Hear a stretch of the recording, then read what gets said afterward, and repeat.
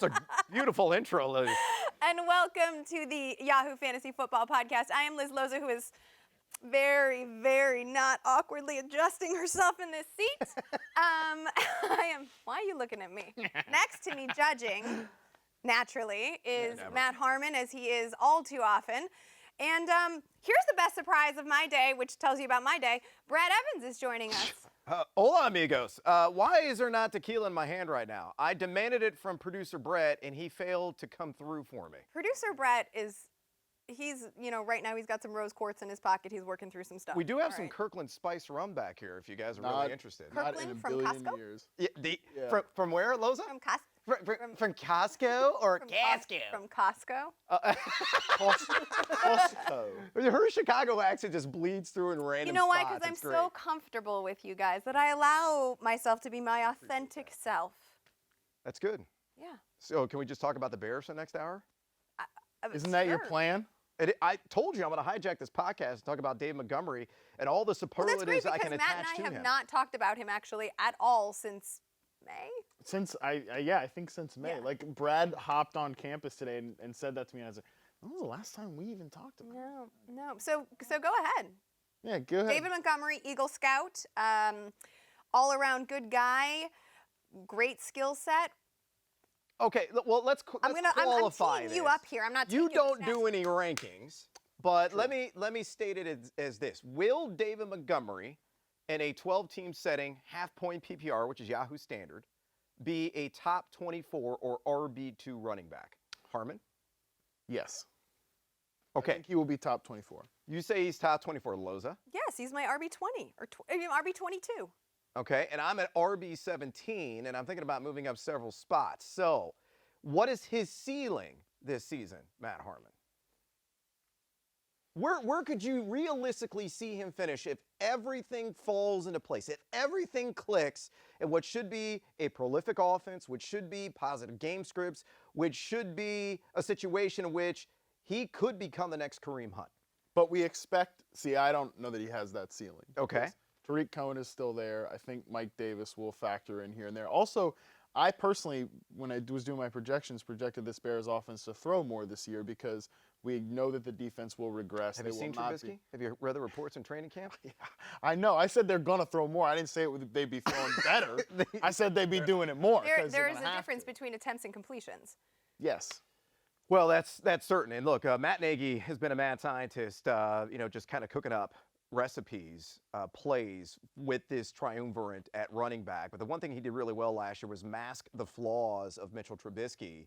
He has not made any advancements. According to local reports there at Bears camp at Olivet Nazarene University in Bourbonnais, Illinois, I think it's going to be, all this outlandish talk of Mitchell Trubisky winning the MVP. I don't know if you guys saw the news out in Vegas a couple of weeks ago. He opened at 50-1 to win the MVP. Bears fans, because they're obviously inebriated on old styles, fly out to Sin City. They go out to Jersey, and they have hammered that line down now to 25-1.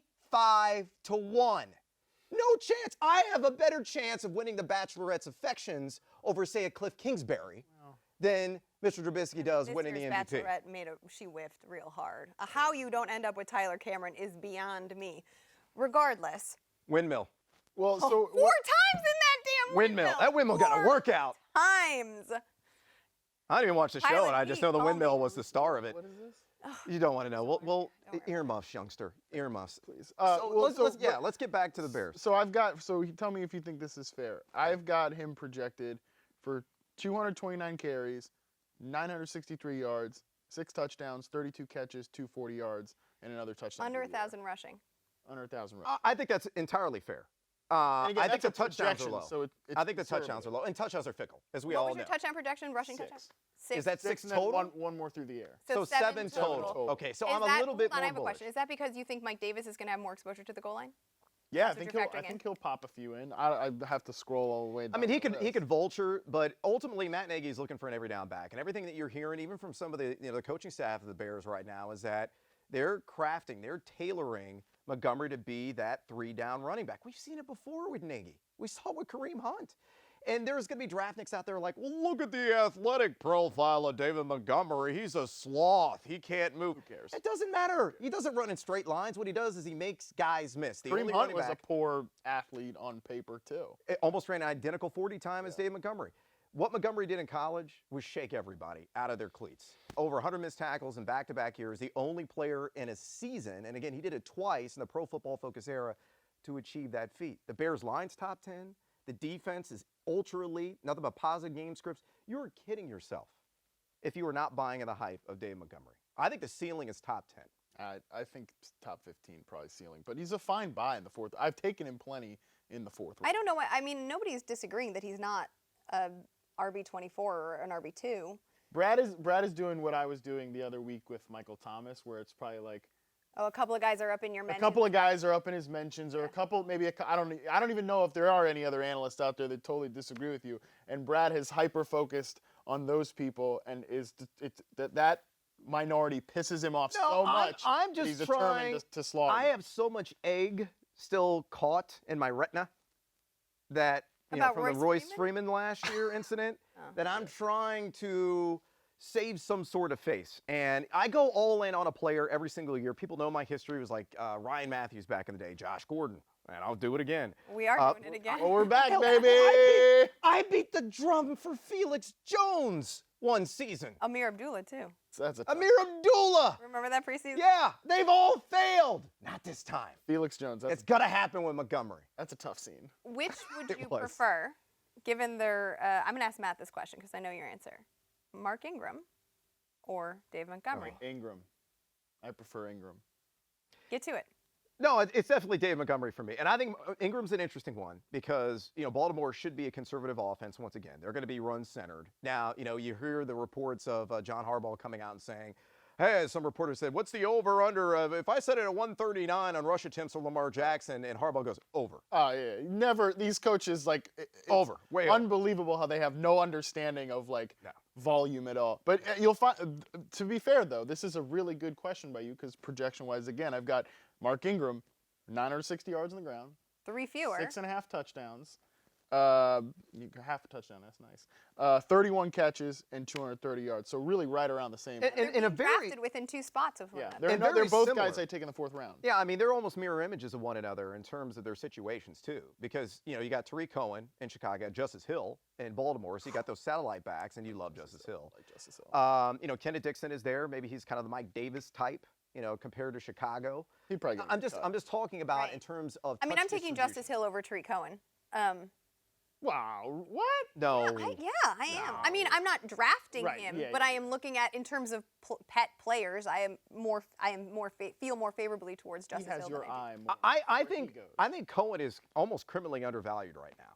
And if you look at his ADP, he's consistently going like round 7, even in PPR drafts, which I find insane. Now, is he going to get 90-plus carries again this year? Hell no, not going to happen. Snowball's chance. But could he catch another 60 to 70 balls? I say absolutely. Where the aggression comes in are the touchdowns. Sure. He's got to have to hit the home runs. He's got to be explosive in space, which he certainly is. He's a human joystick for crying out loud. But Montgomery, I feel, will be the lion's share holder of red zone opportunities within the Bears. Because of his versatile skill set. So now let's talk Did you about. see the video? That was all over And I've the seen video. all the videos, but I'm trying to work a transition, so just slow Okay, down. for a okay, second, okay. okay. I gotta exhale. We got a Melvin good- Gordon and Zeke Elliott, also top-end elite fantasy running backs with dimensional talents. They're holding out. There's all of this buzz, right, as to whether or not we should care, it should matter because of the precedent set by Le'Veon Bell. They are 2 different scenarios, I think. Let's start with Zeke. I'm gonna tell you what I think first. Okay. Right? So I understand you're going to talk about Josina Anderson and Yeah, the because information it's that important, she what shared. she It's reported, absolutely yeah. important. But ultimately, we also know Zeke wants to get paid. What do we know? Zeke wants to get paid. What do we know from the history? Jerry Jones pays his guys. Yep, he caves. There is a large data sample here for us to pull from. So this past weekend, I was at the pool with my kids, and my son jumped into the pool. I'm trying to teach him how to dive. It's actually quite fun. So I'm going on all these dives, and he jumps into the pool, and he jumps right onto a pool noodle. and his hand smacks right into a bee and into the stinger. So he stings himself. The rest of the day, he doesn't want to dive anymore. He's afraid because there's bees buzzing around that he's going to get stung by a bee. And I say, babe, the chances of you getting stung by a bee again today are so rare. You already got stung. Now you don't got to be afraid because it's not going to happen again. That is the same thing that I will say to everyone who is leaning into recency bias and pointing to Le'Veon Bell. Yes, the anomaly happened last year. And the more space we have from the anomaly, the more comfortable we are with logic again. So I am not particularly worried about the Zeke situation. The only thing that does worry me is if he hangs out in Cabo and he's hanging with Sammy Hagar, whoever that old Van Halen, right? Sammy Hagar. I don't know. Cabo It's not my Wabo, jam. dude. It's not my Not jam. even the good from Van Halen. Well, yeah, there's a debate there, but yeah, I'm team. What's David Lee the other Roth, one? of course. Van, David Lee Roth. Van Neal? And then there was some Vince random There dude was a that was a random lead one. singer of Extreme. They had some song called More Than Words, and then he was part of Van Halen. David Lee Roth David is Lee the Roth. original. Oh, that's Vince Neal was not the. No, dude, lead you're singer. thinking of Motley Crue, dude. I'm sorry. Anyway, so if Zeke Elliott is hanging out in Cabo doing things that are not great for maybe one's body, and then he He's been returns there to camp. before. Listen, the only thing I could be worried about potentially is saying like, oh, maybe he's out of shape and he like pulls something. That is the only thing that is giving me pause, not holding out because I am not going to lean into the anomaly being the normal. But that's my take. Well, and just kind of piggyback on what you're saying, this is entirely different from Le'Veon Bell's situation because there is not that rich history that's tied to the franchise tag, right? Le'Veon Bell was pissed off that he was getting repeatedly franchised, and for him, that burned a bridge. It was abrasive, it rubbed him the wrong way, and he had a lot of resentment as a result of it. And that's why there was no positive solution to that whole circumstance. Zeke's situation is again polar opposite because Dallas is built to win right now. They're a And good team. they're a great team on paper. They are contenders in the NFC. They're contenders to reach Miami and represent that conference in the Super Bowl. They know, Jerry knows, that the only way they're going to get there, it's not going to be with Pollard. It's not going to be with Alfred Morris, the butler, who may be as old as the Batman version, right? Come off the scrap heap. I don't even think he's 30 yet, by the way. Well, it Which seems like seems like he's been in the seems like NFL he's been- forever. It seems like he's like 10 years Yeah. older than Adrian Peterson almost. Oof. But you look at that situation, they know that he is the heart and soul. Everything in that offense Revolves around rolls through Zeke Elliott. Zeke knows it. Yeah, he's hanging out with Cabo. Yeah, he may be doing shots with Sammy Hagar. True story, I got proposition cocaine last time I was in Cabo. It was quite funny walking down the street. Somebody said, hey, Brad, you want some good old-fashioned cocaine? I was like, this is going to lead me to a dark alley and my kidney out. So I was like, no, I'm good. So hopefully he's avoiding those vices in Cabo. These things happen down there. Really, I think you really rammed that one in there. Well, I'm just telling you. I'm just telling you. I've been These to things Cabo happen. twice, and that never happened to me. But he will eventually sign. I would be shocked if he missed a single game. If you were drafting this weekend, if you were drafting any time in the next couple of weeks, and Zeke falls to say 5 overall, and you're deciding between him and David Johnson, you take Zeke Elliott. So I think there's a chance that he plays this year again on his rookie contract because Dallas did say, I know the history is Jerry Jones pays his guys, but Stephen Jones did come out and say, we don't want to be market setters at any position. I don't think they're going to set the receiver market with Amari Cooper because that would be ridiculous. They're obviously not going to set the quarterback market with Dak Prescott. No. But I think that Zeke wants to set the running back market, but how can they possibly look at what has gone on with Todd Gurley and think we want to be the next team to get in bed Or what with they a did running with back DeMarco contract Murray clause? in their own franchise history. Yeah. Oh, I think there's a good point. I think there's a chance that they just keep on running Zeke and then they let him walk. So I think there's a chance he doesn't get extended. But I'm with you guys that I think he's playing week 1, barring any sort of injury situation, whatever. But I would look at it this way. As we've said, I don't do rankings, but I do my tiers. They're coming out the next couple of weeks. I think I'm going to move Zeke down to tier 2 alone with David Johnson right there. Okay, Like, so to me, tier it's 2 is David Johnson. It was going to be just David Johnson alone because I see him separate from The top four. from the top 4, and then the next group like Le'Veon Bell, James Conner, those guys. I see David Johnson as above those guys, but not quite top 4. So it was just going to be him tier 2 alone.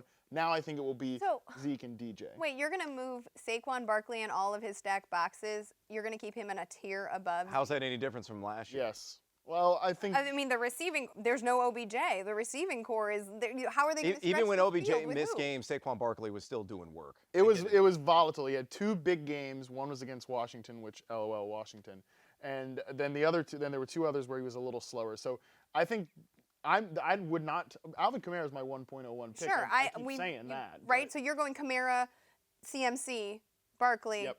Zeke, and David Johnson in their own next tier. Yes, like if this holdout thing with Zeke was not happening, he would probably be my 3 over Barkley. Right. But because of the risk of, because again, I expect him to play week 1, but I don't know a damn thing. He might not play week 1. So just barring for that risk, I'm going to keep him. I think him and David Johnson are now interchangeable. I think this is just a buying opportunity. What about Melvin Gordon? Well, that's an entirely different So situation. let's quickly talk about it, since it is an entirely different situation, because Melvin Gordon has no damn leverage. Is zero leverage. Like, to me, this is. I don't think either of these guys have much leverage, I think Zeke has certainly more has leverage, leverage. because but only in like an esoteric way where it's like, okay. because the offense runs through. Correct. Right, but that doesn't really mean anything when it comes to But like, that's not esoteric. timing and contract sort of situation. He doesn't have any leverage in that way, but continue. I think Melvin Gordon. I think this for Melvin Gordon is different because he's friends with Le'Veon Bell. He's admitted to being friends with him. There's interviews where he said he appreciates what he does. He wants to be part of it. And also, the difference between Zeke and Melvin Gordon is that Zeke hasn't broken down towards the end of the season every single season. He doesn't have what was the MCL situation in Gordon's knee after his rookie year that made him such a value in his second year and an amazing bounce back candidate, right? There also aren't 2 other pieces that are replaceable that the offense has talked about being high on the way that Gordon has. And what are they going to get? I mean, Matt, you made this point. What are the Chargers going to get from a 2nd-round pick? Like, to me, Nobody's going to trade wants to for him. trade for but Nobody is. however, I mean, Houston came out and said they're not going to do I it. do think, despite the fact that Gordon, in my estimation, has less leverage in this situation, there is a larger chance of Gordon missing games. Correct. Agree. And I don't know who's representing him, but wow. And therefore, I have dropped him in my rankings. Yeah. So at what point would you entertain Melvin Gordon's services? 3rd round, Tough, yeah. beginning of the 3rd. I was in a draft earlier this week. He's the new AJ Green. I had the ultimate Team Huevos draft, by the way. I had the number 1 overall pick. I took Zeke. I said, screw I it. took him in Sin City Showdown. And then number 24 overall, Gordon was there. I was like, the hell with it. I'm going to roll the dice. And I took Melvin Gordon at that point. Now, the difference here between Dallas and the Chargers, the fact that Chargers have Austin Eckler and Justin Jackson. Right. They're really high on Jackson in particular. And if you're looking to invest in that backfield of one of those 2 guys, don't extend that go-go gadget arm and get Austin Eckler in round 6. Because I've been seeing that consistently. Justin Jackson 6? in round in round 10. That's such In fear-based round thinking. 11 is the better value and the guy that could ultimately lead this backfield in a half-point PPR timeshare, because I think he's going to get most of the goal line work. Eckler was no bueno when his role expanded last year, terribly inefficient. He was largely efficient overall in that satellite role, but when he became the main man, he could not handle the burden. Projection-wise, what I did with this offense, thinking that Melvin Gordon is going to miss games, to me that actually boosts up the passing game weapons. So it's Hunter Henry. Was just, Hunter Henry, Yep. Keenan Mike Allen, Williams, Mike Williams. Keenan yeah. Allen, Philip Philly Rivers. I mean, all of these guys, I think,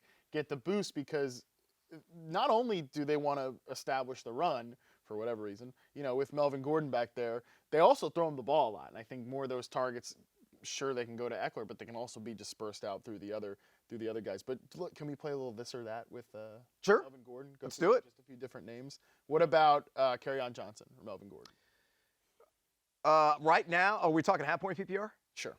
Yahoo Standard. Yeah, of course. Presently, I have Melvin Gordon still, but give me a week and it'll be Kerryon Johnson. What about Leonard Fournette? Hell no. I'll take Melvin Gordon. I'll take the I'm risk. kind on of Melvin warming to Gordon. Leonard Fournette, and I hate myself for it. But whatever. Kerryon Johnson is interesting because and we talked about this on last week's episode with the ballers, the fantasy footballers, Andy, Jason, and That one guy. I thought it was Jeff. Is it John? I thought it might have been Jeff? Josh, which got me in a little bit Johnny? of trouble. It is in fact Jason. I'll never forget. Oh, Jason. Oh, boy. the absence of Theo Riddick, right? The huge. passing. Is it Ty Johnson then? I mean, Kerryon, I think it's realistic to say, can he catch more than 60 balls? If you were setting over under 59.5, I'd take the over. What Yeah, about for sure. Devonta Freeman, Melvin Gordon? Melvin Gordon. What about but Joe Mixon, James Conner, Dalvin Cook? I'm assuming those guys are all. I take Gordon over Mixon. I am not a Mixon guy this year. Okay. You know what? In fact, I think let's talk about that first round of running backs, because this is an interesting conversation. So when you look at running backs that are potentially going to go somewhere in the first round, locks, we've all decided, are Barkley, Zeke, CMC, Kamara, and David Johnson. Yes. We're all happy with those. We all have to agree on Le'Veon Bell too, no? I think he's. Well, so these are the maybes. At this point. Bell, Gordon, Connor, Gurley, Mixon, Chubb, and Cook. My guy has been Chubb. He's not going in the first round, though. You're getting him sometimes the early portion of round 3, depending upon the format. I am happy with him coming to me in the second. If I am picking after the 5 spot in a 12-team snake, right, I would like at the 6th spot Devontae Adams. He's my number 1 receiver.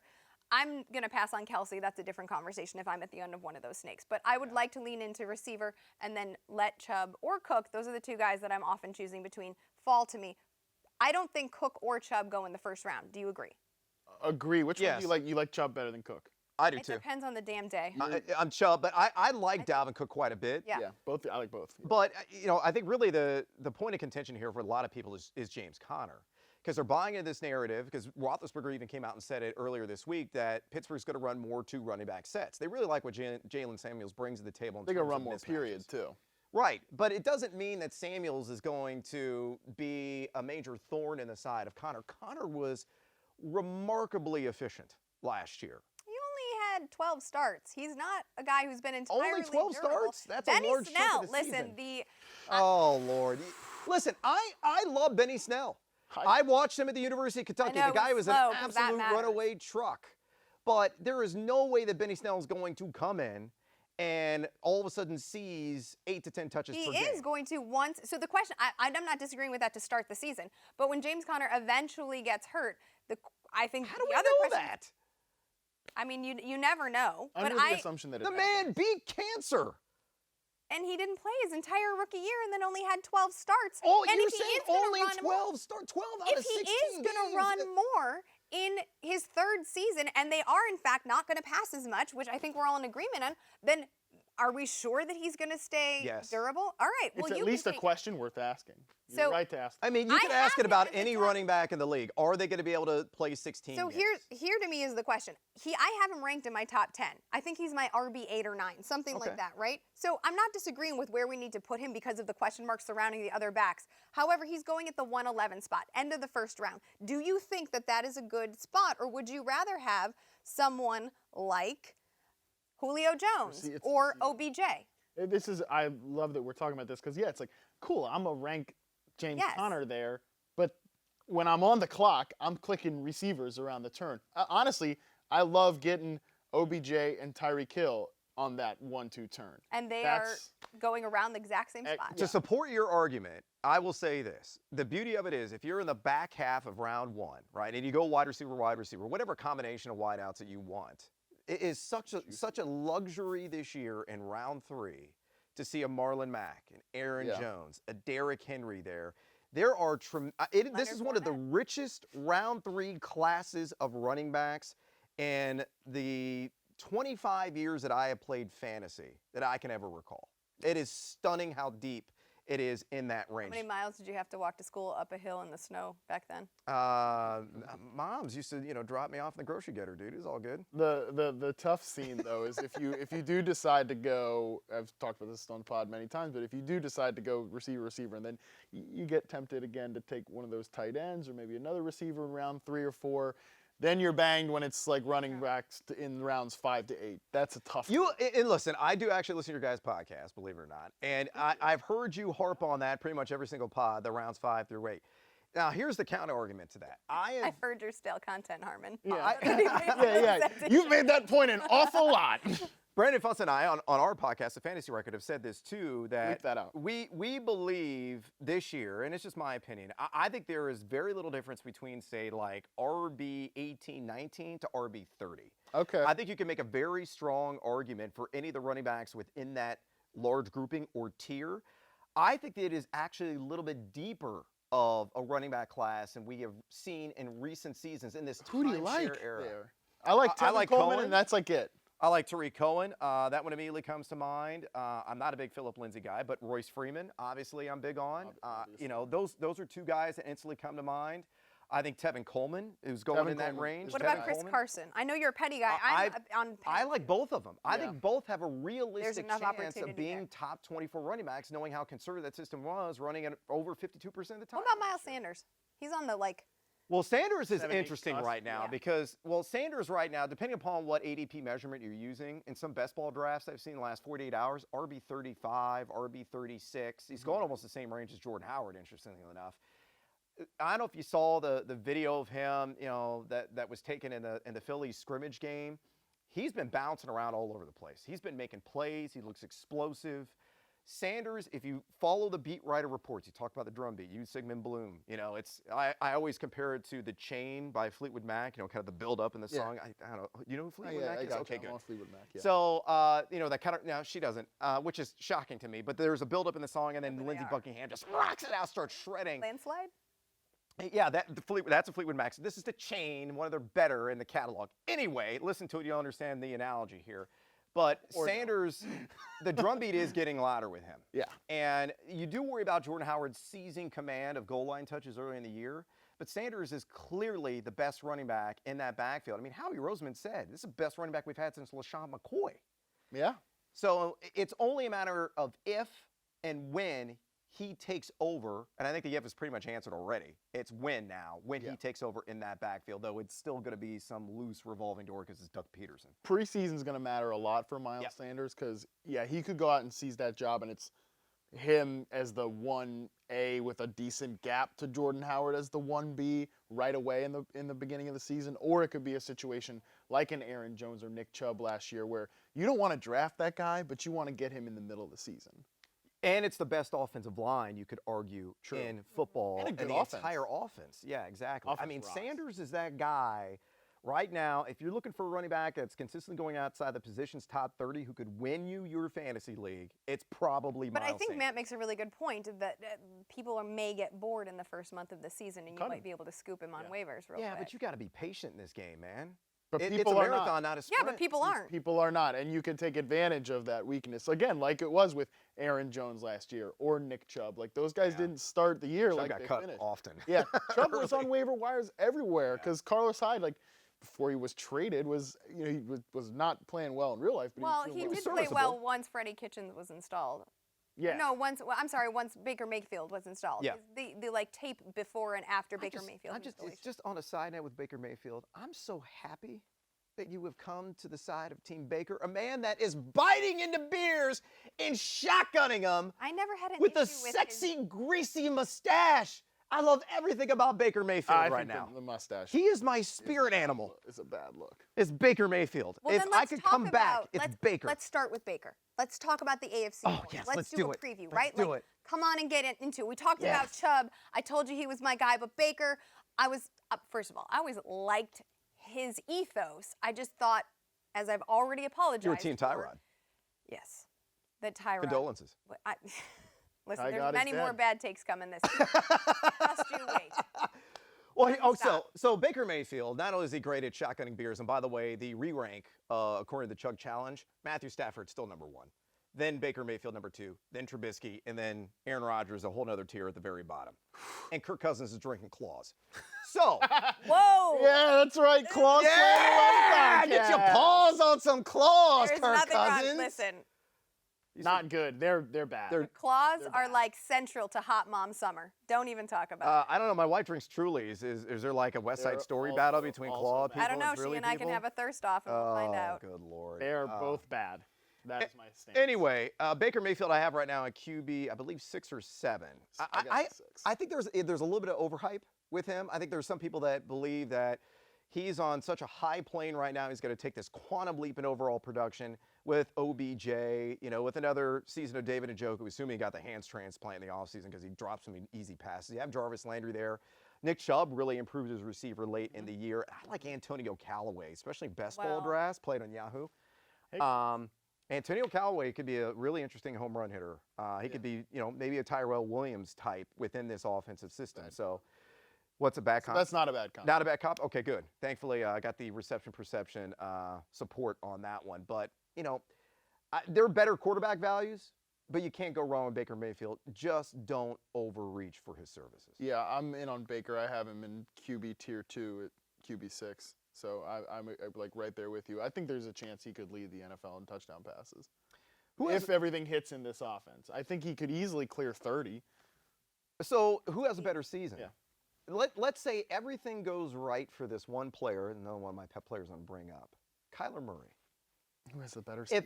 If everything goes right for Kyler Murray, does he outperform Baker Mayfield? No. I say he does. I don't think so. I say he absolutely. I have Andy him in the Isabella? next tier.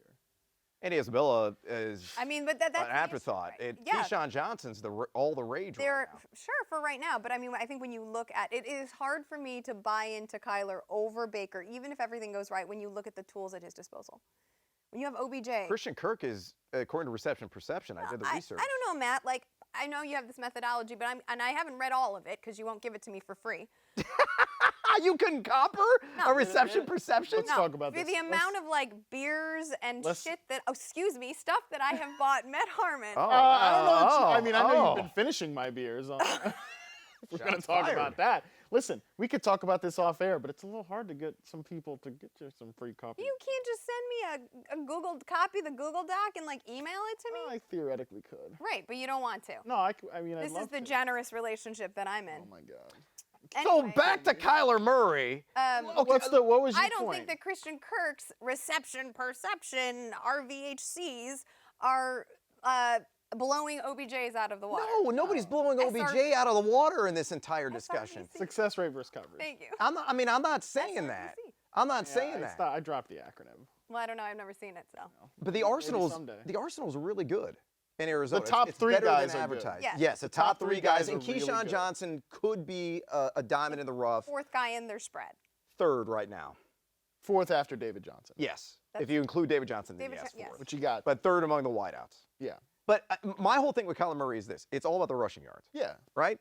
And that's the differentiator between a Baker Mayfield and some of these classic, pocket passers that we're ranking in the, 5 to 10 range. That's a great point, though. Let's go back to the AFC North, though, and talk about these running quarterbacks. Let's talk about Lamar Jackson. Right. He's a pet He's player. one right there. One from your pet players to one of Matt's. I mean, he just did the hot girl snap, so talk. I mean, Lamar Jackson's QB1. If you're drafting a late round quarterback, it should be Lamar Jackson. For one, they have a great schedule to start the season. He is a rushing quarterback. Play Arizona, I believe. They play Arizona they play week 2 or 3. Arizona, right up there. I think they play Miami early in the season. I don't know the damn schedule. Team Josh Rosen. Loza. Failure. You're getting. Future XFLer. Whew, this got He would uncomfortable. never play for the XFL. Yeah, you're right. If he's desperate enough. Well, No. does he care about football? He's going enough? to save That's the world. question, He's not going to work for. Anyways, back to one of the 2018 quarterbacks who's actually good, Lamar Jackson.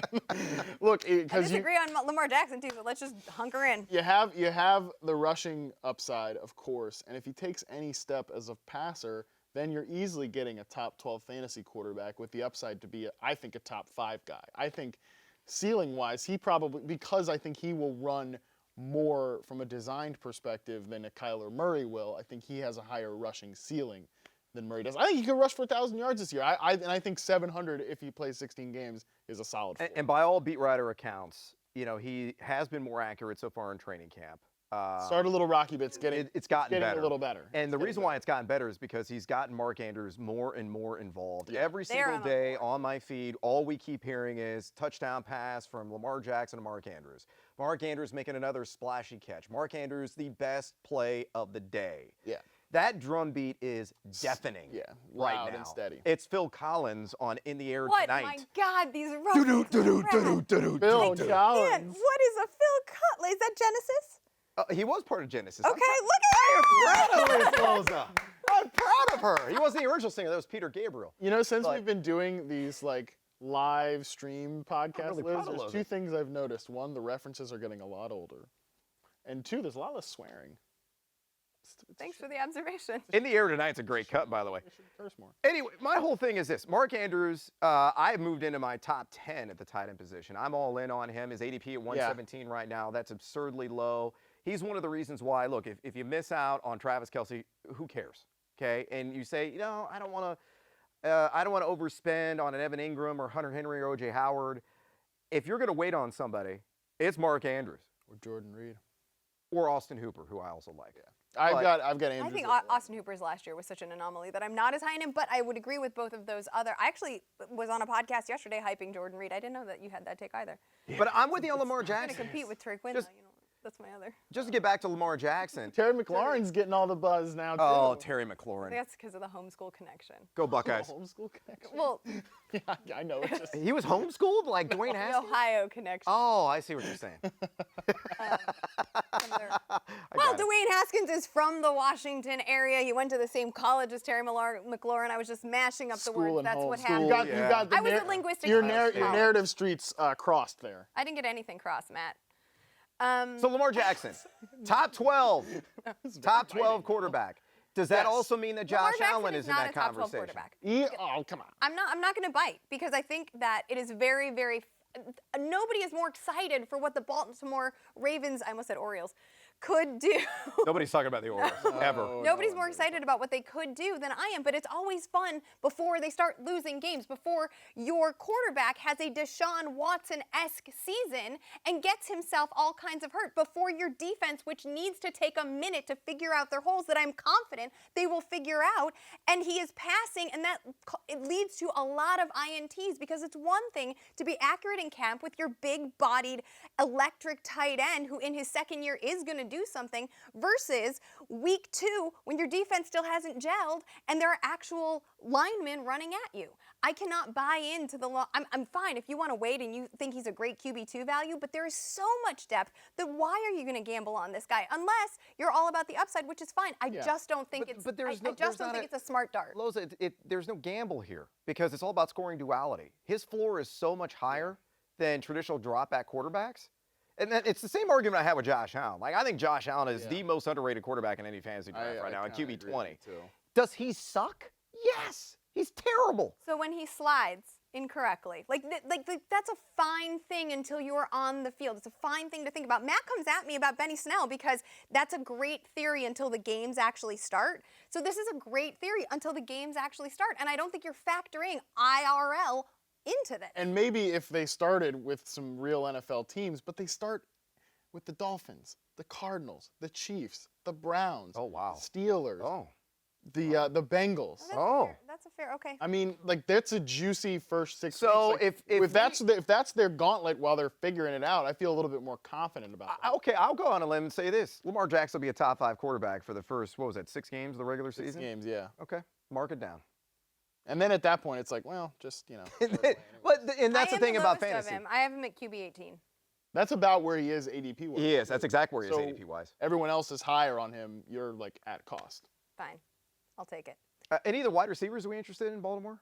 We buying Miles Boykin? I am in Boykin's worth Dynasty. a late round, like, in a deeper league. Like, I'm in an Apex league with a bunch of other writers right now, and there we have, like, 18 rounds. Someone just took him, and I was like, I kind of wish I had gotten him. He's a freak. Yeah, He's a, yeah, what was yeah. that, We love 91st him. percentile spark score? We talked him up in April. We Yeah, love him. Yeah, big fan of Miles Boykin and see what he can do. I mean, Hollywood Brown too. If he gets on the field, gets practicing a little more. He is back at practice, but I think Willie Snead is a fine dart throw. Any of these guys like super late. I took Willie Snead in the fishbowl.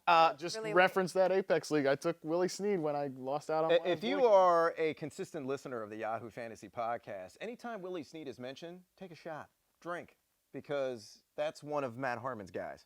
Hey, he does not get the respect he deserves for being a 100 target player. Samuel, Willie Snead. 100 target player. Drink. Because like how you're burnt about all these running backs that let you down. Yeah. The annoying thing about Willie Snead was, I was gonna be right about that take, but he gets suspended. He finds himself in the doghouse. He's a cheater. Oh my God! Are we all all right, well, perfect if we're here? gonna talk cheaters, let's talk about the Steelers. Oh, Wait. oh, Sure. okay. All right, that's fair. That's fair. I'm in. Yeah. We're sticking in the AFC North. We've already talked about James Conner.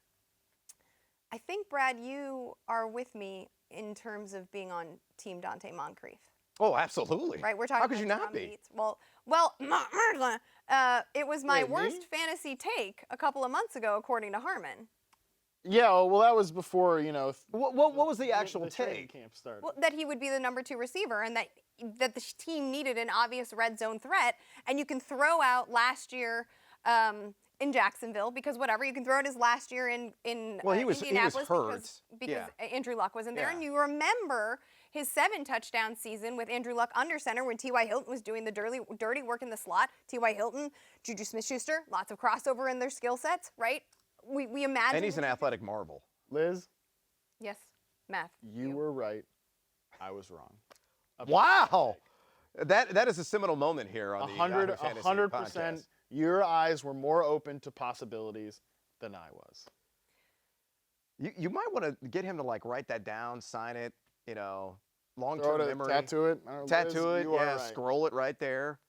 Brad, what do you think about Vance McDonald? Hang on, just to put a cherry on top of the Dante Moncrief stuff. Sure. He's still going after pick 100. I don't understand He's a it. great Going in value. the 11th round. He is clearly head and shoulders. Baltimore. James Washington may be behind Deontay Johnson right This now. is because people are, this isn't recency bias. That's why I don't want to like spend that much time on it because people are like, oh, that scrub never did anything. He can't run any routes. That may be true, but he can catch touchdowns. Great, so he's and they need to have a post-hype red zone sleeper threat. to the fifth power. Great, buy into it. Third It's- team. You have 169 targets vacated by Antonio Brown. It was like 220 overall. Somebody's going to pick up the slack there, even if they regress in terms of passing output. Dante Moncrief is going to be at least a wide receiver 3 in 12-team half-point PPR. Wow. No argument. Vance That's McDonald, aggressive. I got him at tight end 9. Absolute monster over the middle. I still remember him stiff-arming Chris Conte in a retirement. That's 2 shows in a row that moment. Is Oh, did that happen? Yeah. Well, I mean, how could you forget that? It's one of the Yeah, better it's plays of the year last year. pretty unforgettable. I'm rather bullish on Vance McDonald. Again, it's all about the opportunity share. He's a talented guy. He's tied to a competent quarterback. What else do you want? You like him over Jared Cook? Or behind? I have Cook at 8 and Vance at 9. Who you got at 7 then? I don't remember off the top of my head. And I got Mark Andrews Ebron? at 10.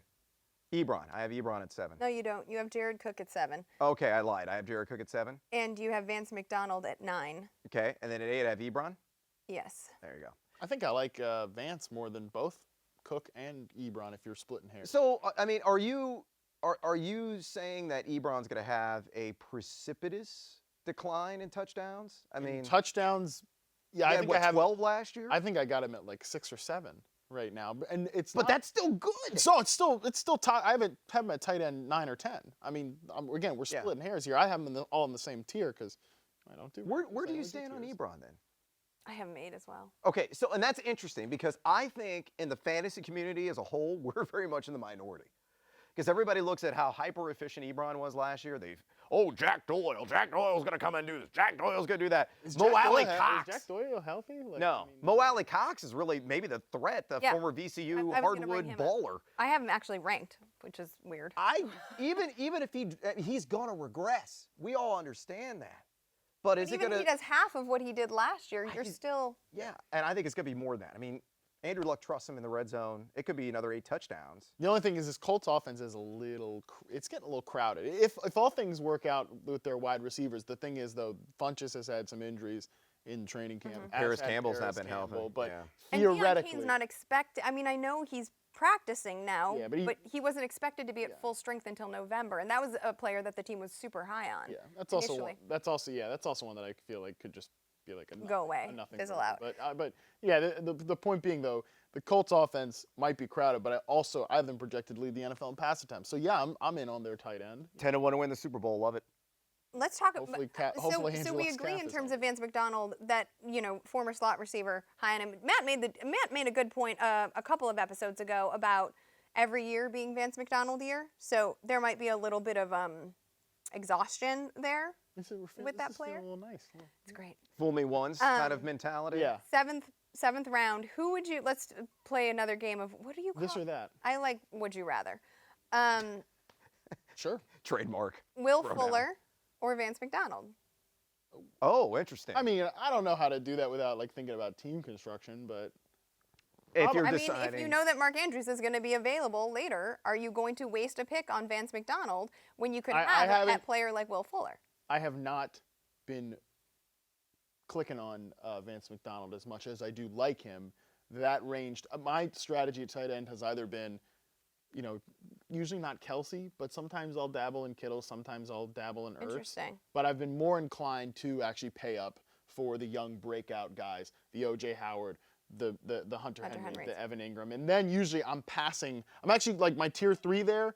Outside of Mark Andrews, who I've snuck in there, but he doesn't go in that draft range. I've been passing on the Jared Cooks, the Eric Ebrons, the Vance McDonalds, and waiting for an Andrews, waiting for a Jordan Reed. I would go. I've also waited for Greg Olsen a bunch. I've really hated my life and waited for Delaney Walker. So I mean, No. I think you just got to look at the positions in general and the depth that are there. Like, yeah, you could bank on Mark Andrews, but I would rather go with the sure thing tight end at that point, knowing that wide receiver, I've got probably a handful of options I'm into. D.D. Westbrook is one in particular that I just kind of wanted to bring up because I think D.D. Westbrook is criminally undervalued right now. I think he's wide receiver 44 on average in drafts, and he's going to lead a team. Yeah, it's going to be conservative offense, but D.D. Westbrook is going to see maybe 25% of the target share. And going from Bortles, you've got something on the tip of your tongue, to Foles, I believe, is an upgrade. And D.D. Westbrook, I think, is a very good route runner. Chris Conley, are you gonna say it? I'm not gonna do it. Chris Conley? I was reading the Roto World today, and there was a nice little blurb about I'm him. getting a little hot under the collar for him, man. Like, this is a take that I had back in January, and then I kind of shelved it because it seemed so crazy. All these but takes I made fun of you for back in like Woo! January, February. Who's they're got the coming skill back. set to unlock that Big Nick energy? And it is Chris Connolly. Bam! In best ball, he is my late round guy. Best ball, obviously available now on Yahoo's platform. You're the only human being on the planet, maybe outside of his immediate family, that is going to bat for Chris Conley. Well, then let me be the alone who's right. And by the way, if I'm wrong on this one, everyone's gonna be like, well, Nobody's going to remember because nobody's Because you drafted didn't Chris tweet Conley. about it every 3 minutes like this I guy do does tweet about it. Yeah, but not. It's been there. Not. Did you guys see the that's- breaking news? Tell me. According to ESPN, Antonio Brown is going to be out a while due to his extreme frostbite. His funky toes. We're talking Steelers. So we forgot Isn't to that talk. such a Cali thing? Like you move to Cali and you live in How do Pittsburgh you all this time. do and then cry- It's cryotherapy, and you're going in with bare feet. Well, you think you're superhuman. I mean, Put we two and two we together, call bro. this guy like we watch his like videos of him catching tennis balls and stuff, and you believe And himself to be- loafers. And designer Himself to loafers. be- I love what they have on the screen there. They're blurring it out with their throat. Yeah, it's straight nasty. It's yeah. rough. It looks bad. It's rough looking. So what's a Have you ever while? done a cryo? By the way, that was something I was going to pitch, whether they send us to a cryotherapy place to see who could stay in the cold. Oh, I thing. love that. I know, right? I thought so too. Oh man. Brad lives in Denver. so Hashtag that's Team not regular, Raisins. but we've gotten soft. Right. I don't know. Awkward pause. I think I think what happened was he like there was a malfunction or a mishap in the whole cryogenic thing. That's what I was reading. Dr. you gotta Shaw have had a fun. So what? Fair Let's on, so let's talk. Since we are talking about the AFC North, then is that affecting where you draft him at all? Antonio Brown? Yeah, is it affecting your rankings? I mean, it's frostbite. So yeah, But it's not. But it's extreme. not frostbite. That was, I was reading. Dr. David Chow put a blog post about this today. I was just reading before I walked over here to the studio. He says it's not frostbite because it's not black. Like if he was. Yeah, right. Yeah, it's true. but it's there's some issue. It's beyond my realm of understanding. how long The is- physiological understanding? way beyond. But he says he will be ready for week 1. It just might cause him to miss some preseason time, some training camp time. So what you're worried about is he building that rapport with Derek Carr, the quarterback who his kids don't even know he's playing with yet. Valid point. Though we did get a Guy Fieri sighting on Hard Knocks. I didn't watch last night. I don't know if I'm gonna watch Hard Knocks. Yeah, I'm over John Gruden. I don't need that in my life. Are you watching the All In? All or nothing. Oh, yeah. Did you see the Steve Smith bit with Cam Newton? And he goes up, he's got it on the phone, and he goes, "Hey, Cam, who do I put in my lineup this week?" And he was like, John Brown or DJ Moore. DJ Moore's standing right behind Yeah, a him. little shook. And he's like, and it's just Cam and Steve talking, and DJ's in earshot. He's just standing there, and Steve Smith goes, I don't know who to do, man. And Cam's like, man, I think I go DJ. He goes, but he's not a good receiver. Oh! Steve Smith said that? Yeah. Oh, after Yeah. Steve Smith went on NFL Network honking Yeah. and comparing Yeah. himself to DJ Moore and all that? Yeah, but I mean, he's guys, can we get back playing to the obviously, AFC North? and then he Let's goes, just- well, what about put him in the flex? Cam goes, what's a flex? So he explained what a flex was, and then afterwards, Cam knows what some kind he of goes flex is. face to face with DJ Moore, and he goes, look, man, John Brown or you this week? John Brown or you? And he goes, DJ Moore goes sheepishly, me, and he goes, look, I'm going to slap the shit out of you if you score me only 2 points, and then walks away. The power of fantasy football. Also, the power of our producer in my ear is telling me we have to talk about the AFC North. So Fine. do you want to go? Do you want to? So right now, all of us have Antonio Brown ranked in our top 10. Some 8, some 9, some 10. He's going in that general area.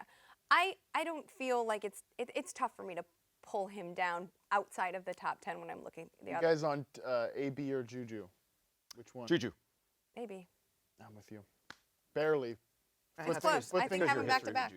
It's not about the history with Juju. I just think, like, you know, I expect. that Because you Juju asked had him a to the different prom job and he last turned you year. down. I don't really want to talk about prom. I think Juju had a different job last year. I don't think Yeah. he's doing his job this year. And he's like graduated. Remember your freshman year of college? Like you might have been the big Barely. senior year of high school, but your freshman year of college, like it took some growing pains. Yeah, It's but a lot of Four Locos my freshman year. ooh, Four Locos. And this was back when they had the caffeine too. See, I was in a Mad Dog 2020 if you want to go nasty drinks. Four Locos, wow. Well, you know, Cincinnati fans are going to wish they had some Four Locos so they could black out. Well, But the speaking, Bengals- what is there to talk about with Cincinnati? just on one point what you were saying about Juju and the difference in job, I have been harping on this point. No one really wants to listen. It's hurting cats right now. Because he's so productive. He's got historically productive. Please don't do that voice ever again. I might do it again. But I think this point that Keenan Allen made about That's the point I made And, on yes, our podcast yes. months ago. I just wanted to read the quote off. He said that for like Juju changing jobs, it will be life changing. Life changing. It's gonna be hard to sleep at night trying to find ways to get open, different routes, different coverages you've got to look at, double teams, double pressures, just everything. The whole game changes.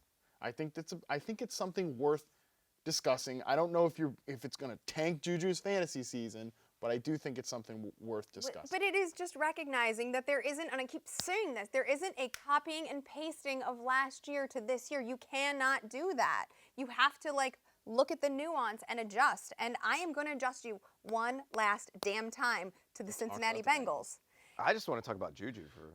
I would like you We to have to talk talk about about Joe Bengals? Mixon because you do not like him. Yeah. So go Can we and tell talk us about why you're Carl not Pickens? a Joe Can we go old school Mixon. Bengals? You guys, I'm going to quit. No. Like, I don't know. You can't talk Who about are we talking about? Joe AJ Mixon. Green? Why do you Mixon. not like Joe Mixon, despite the fact that last year you didn't like him and I told you to like him anyway, and he still overperformed He did. with a bottom 10 ranked Offensive run blocking line. unit And according it could be to even Football worse this year. Outsiders, right? And they've now it's going to be, yes, it is going to be much worse. I worry about the breaking down. I still have him like projected for way too much, but that's Here's the one stat that I'm clinging to about Joe Mixon, and it shocked me when I looked it up. You know how many stacked boxes he saw last year according to NFL Next Gen stats? I don't know. It was right around 18% of the time. That's it. Never heard Last of year. that website. 18% of the time. He's going to be a point of emphasis now with A.J. Green on the sidelines till who knows when. I don't think we're going to see A.J. Green at all in the month of September. It could be mid-October by the time he gets back, coming off that foot procedure. It's going to take time for him to get his conditioning back up, everything else. I'm really concerned about Mixon. I'm really concerned about this team getting red zone opportunities, maybe in garbage time, sure, because this team's not going to win more than 5 games. Well, that's also always been a point of contention. And if you notice, and you go back through the years, A.J. Green has always been more efficient in the moments in which Tyler Eifert was on the field because there needs to be a second red zone threat. And so we're now going to rely on Tyler Eifert, which is a really hard thing to do. if A.J. Yeah, Green's good not luck there. staying healthy. I don't like to invest fantasy capital. And in some cases, you may have to invest a late round 1 or high-end round 2 pick to acquire Mixon on a running back on a, pardon my French, shitty team. I 100% agree with you. Not when Dalvin Cook is there. Yeah, there are just Or picks Nick Chubb. there are picks I like better. James Conner. I think I'm with all 3 of those over Mixon right now because, as Brad mentions, it's the bad offense. It's been my one kind of hang up about Kerryon Johnson. But though are I'm you starting guys to then warm. not giving any credence to Zach Taylor, who's coming from? Zero. I'm going to give some credence. I was just about to say, but to play devil's advocate here, you'd mentioned the stacked box thing. The one reason Todd Gurley never faces any stacked boxes is because, yeah, they have a good passing game, but also the way that system runs in LA, the fact that they run out of so much 11 personnel, the fact that when they use 2 tight end sets, they do it very But well. they have the personnel to run that kind of That is the hang up. Is that I think it's unfortunate because I would kind of like to see Andy Dalton in this system. I would really like to see a talented running back like Joe Mixon get those open holes like they do in LA, but I think the personnel is a big hang up, and for that reason, yeah, even though theoretically I can make an argument that, yeah, he's not going to see those stacked boxes, defense attention is not going to matter. At the end of the day, the fact that the personnel is so bad is a tiebreaker against Okay, so where do we stand on Tyler Boyd? probably probably not going to draft him. I actually really like him. I mean, I think he's fine. I think he's a fine talent. Floor play. Right? He's a floor guy. You know what you're getting. Yes, floor play, yes. I think he is a fine talent. I also think that this is another example of a player who is not going to do his job. Like, this is not the job that he was brought on to do, and he is going to have a promotion. And so while the volume might be there from a fantasy perspective to make up for that, if the tiebreaker for me is talent, then he's not winning the tiebreaker. Now, hang on a second. Time out. He's been in this situation before. Okay, we went through these stats 6 games. a couple of episodes ago. Yes, 3 of them with Dalton and 3 of them with Driscoll. Jeff Driscoll, Yes. okay? So even ignoring the quarterback situation for a moment, if you take what he did in the 6 games without A.J. Green and you extrapolate it out, okay, 72, 1,088, 5 touchdowns. You know what that line was equal to or nearly almost identical? Kenny Golladay last year. Yeah. Who was wide receiver 20.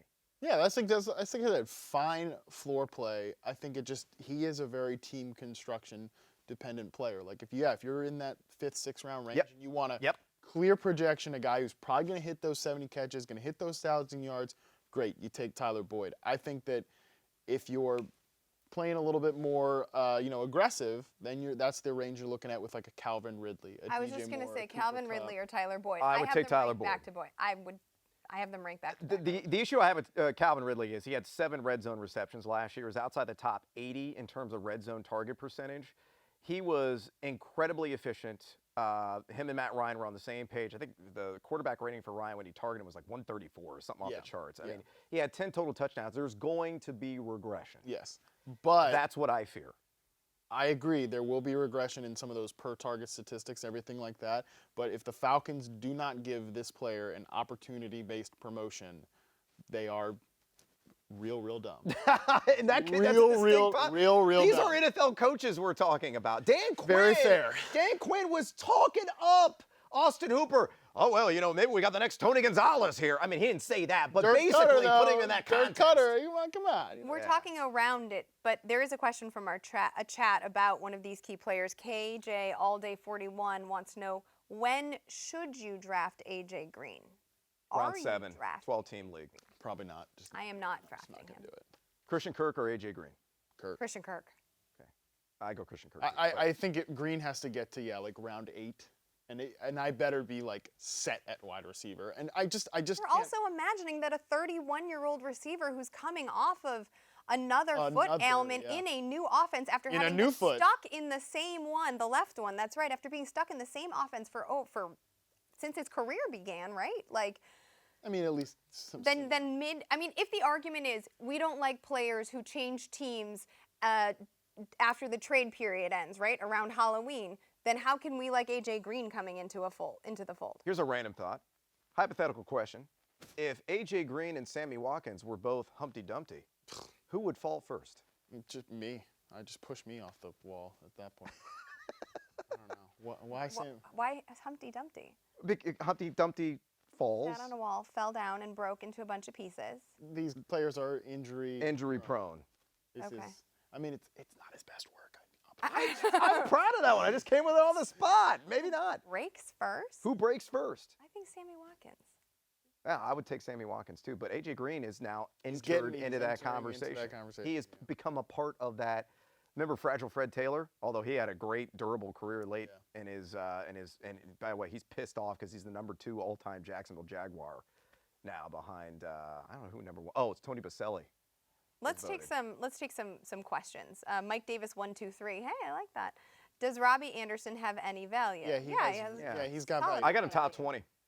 Wow, that's aggressive. That is super aggressive. Of course you do, Brad. Sorry. How about this one? Trey Burton or Mark Andrews? We're all Mark Andrews. Yeah.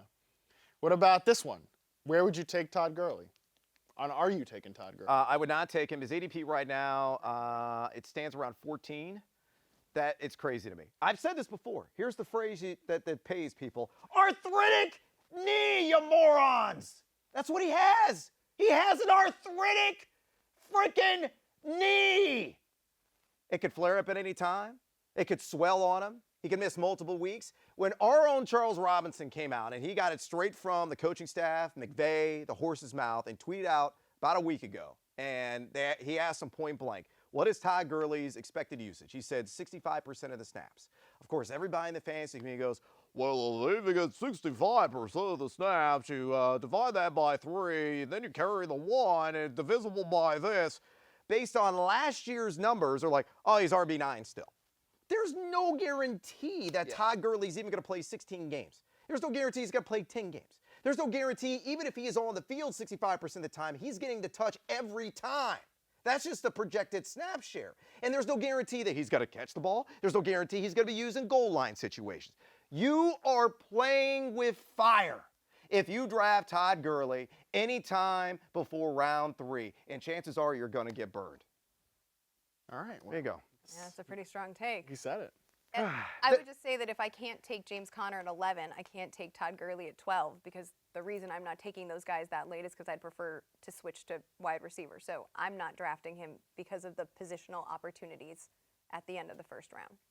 I just think it's ludicrous to me that people, all they're doing very is they're safe. being seduced by the brand name. Yeah. And there are people in the fantasy community, Sure. people that we know and respect that are just like, oh, well, arthritic knee, that's no big deal. It's a big deal. He didn't play in the damn Super Bowl. I got a bone-on-bone situation here. It's not fun. Sorry, JJ. I'm not playing. Sony Michelle. But your knee's not arthritic. I did ask my attorney if his, I have one of those. I asked my attorney if he got the stem cell situation. I was like, he's a big Rams fan, season ticket holder, and he was like, yes, we're sitting in our meeting going over some paperwork. And he said, so Loza, what's your thoughts on Todd Gurley? And I echoed some of your sentiments, and he was like, Did you know, you yell? I've had the stem cell stuff. He did not yell like that, not at me. I pay him. I meant, did you yell? Arthritic thing. No. You have to. Arthritic knee. But he did say he did the stem cell thing, and I was like, did it work? And he was like, nah. And I was like, well, Todd Gurley's 24, you're 50. But still, it didn't work. This dude is rich AF, and he got all the fancy. He didn't get like stem cells from like some hobo under a freeway. Like, he got the best stem cells, you know? He's got Larry King's knee, essentially. I mean, there's no shot for Todd Gurley to play 16 games. Well, I'd hate to end, but King actually banged this at is a a big perfect spot. segue because Dad, producer Brett, wants to know, what was the oldest reference in this episode? Fleetwood Mac, Motley Crue, Van Halen, or Phil Collins? I think I just gave it away. It's Larry King for the win. Yeah, Larry King. You Larry ended King with for a the bang. win. That's it. Suspenders and all. Bam. Ooh. So we'll be back next week, I think. Well, Fingers crossed. Matt will be back next week. I'll be here. I will not be here. You can call our voicemail if you have any kind of questions, 888-85-YAHOO. Matt, promo your pod, because I think there's a very talented young football analyst guesting on your show this week. Yeah, Adam Rank is doing the Drew Lock guest. I said young. Well, it depends on the angle you look at it. So Drew Lock episode of Rookie Orientation is going to drop this week. Brett and I. League winner, Drew Lock, What league? Hand placement? the NFL. Him and Josh Rosen going to be dueling in the XFL next year. No, I got to type, guys. I got to type. I'm kidding. Brett and I actually just recorded the episode before we hopped over here, and I will say, Liz, it's a fun episode. We really do, I think, the ups and downs of Drew Lock. A lot of justice, of course, representing the ups is our own Liz Loza, and it's a treat. As I always am. Follow us on Twitter at Yahoo Fantasy. I'm at LizLoza_FF. That's Matt Harmon _BYB. And over there, of course, is at Yahoo. Arthritic knee! Oh, Lord, we are out, and I couldn't be happier about it. I really gotta go.